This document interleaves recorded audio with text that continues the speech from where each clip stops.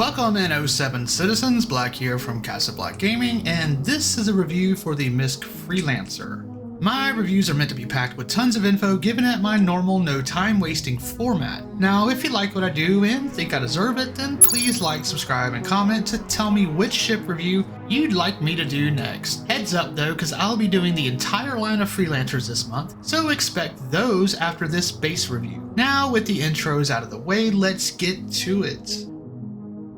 Alright, so first here on the screen are the stats for the ship. Now the Freelancer is a medium-sized cargo long-range hauler that offers many for the first time the chance to have a multiplayer ship that they can share with friends. Its weapons complement is decent with 6 guns in total, 4 of which are size 3 hardpoints on the sides, and the other 2 are on a man turret with 2 size 2s that are up on top. The ship dimensions are 38 meters in length, 23.5 meters in width, and 9.5 meters high. Now as for the components, the ship has 2 size 2 shields, 2 size 2 coolers, 1 size 2 power plant, and 1 size 2 quantum drive. The ship has 16 thrusters for thrust and maneuverability, and 2 size 2 hydrogen fuel tanks, and 1 size 2 quantum fuel tank. And last but not least, and new to my review, is the insurance ASOP claim time, which for this ship is 9 minutes and 54 seconds. The MISC Freelancer is meant to be a long-term hauler of cargo and can fit up to 4 passengers, but the actual living accommodations are definitely left wanting. 2 little sliding garage door opening closets do not really count as a bathroom and kitchen in my opinion, so this to me makes the long-term hauling questionable at best, because in reality you would be stopping to care for basic human needs, and honestly 4 beds is probably too many, since you could honestly take ships sleeping and use that extra space for more amenities. But hopefully on a gold pass this ship will become more accommodating.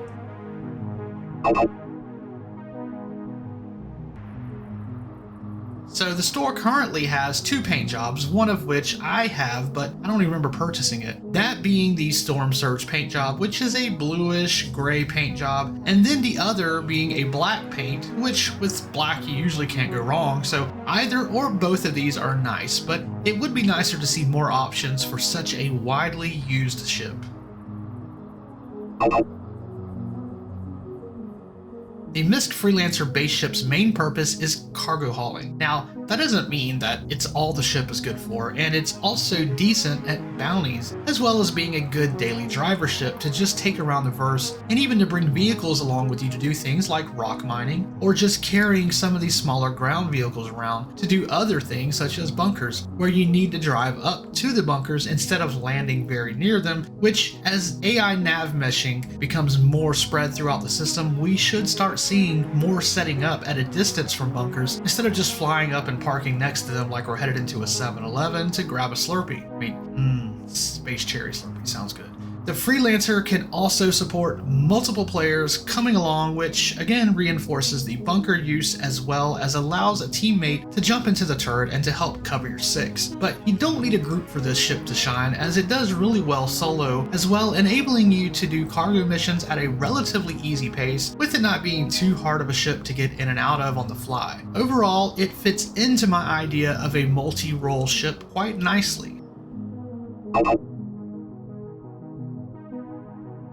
Currently, the MISC Freelancer does not have any missing components, so there are no missing gameplay loops for the ship, and so everything I went over earlier, such as rock mining, some bounty hunting, cargo missions, and taking yourself or others along for some bunker missions are all viable gameplay loops ready now. Trading is another that is something you can use the ship for, but with the cargo refactor coming soon and us having to load ships ourselves, this might not be a ship that handles this as easily as others, since there are no tractor beams on this model, which might make it fall out of favor for trading or carrying more than a few cargo packages. This ship is in need of a gold standard pass, which is something that is slowly being worked on over time by the various vehicle teams, and with that pass, I'm hopeful we might see this ship gain a few extra features that its outdated model might sorely need.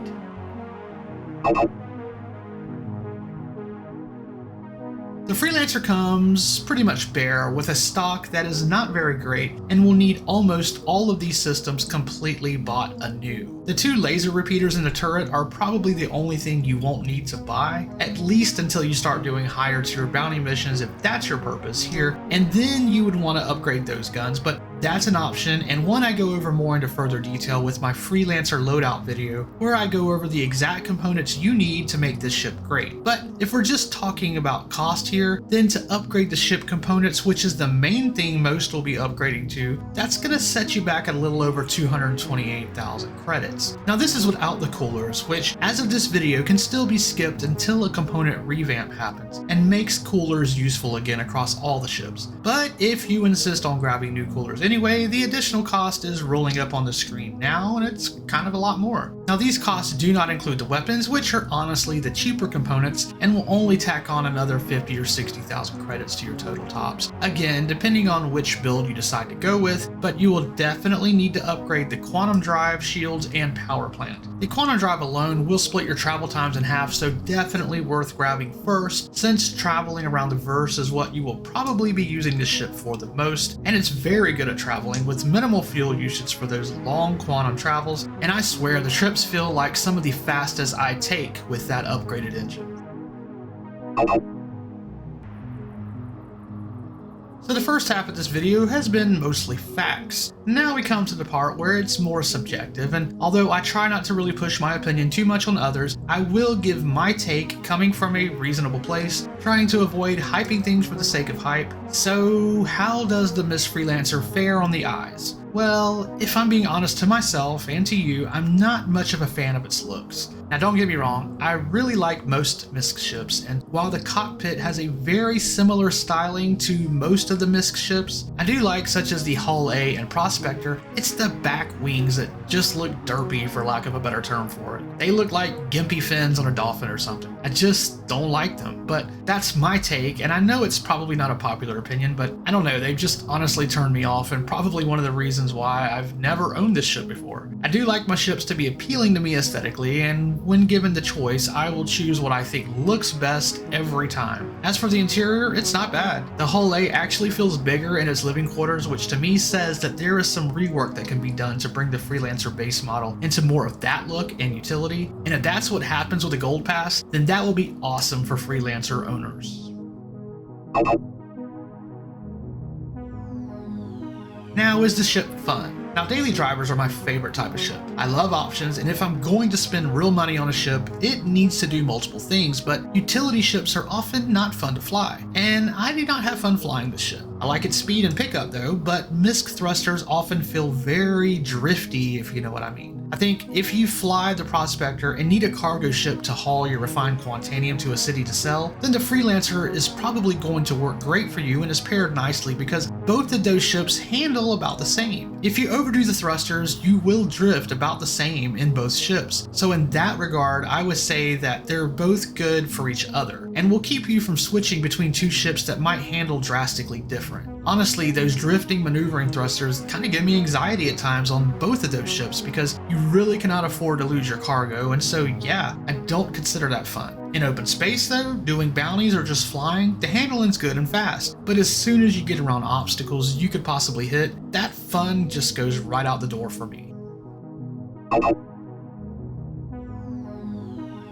So for the real money price, it's a very capable, good ship to own. Like I stated earlier, I try to only purchase ships with real money that can do multiple things, and this ship is reasonably priced for what it can do and all it unlocks for you as a player. With a little more TLC, this could be a very good ship to own in the future as well, with being able to do multiple systems, but again, it needs a living quarters upgrade to make that realistic. As far as grinding out in-game money for those who prefer that route, 1.6 million isn't a bad price and very easily earnable with a starter ship, and anyone who grinds up to it as a first ship will be happy they did and should be able to start out making a lot more money with this ship, from which they can move into other specialized ships for all their wants and needs. So that is going to do it for this ship review of the MISC Freelancer base model. I will have more Freelancer love coming, and I'm actually looking forward to seeing the differences between them all. As for my own thoughts on whether or not I'd own this ship, I'm on the fence honestly. It's close in cost to the Cutlass Black,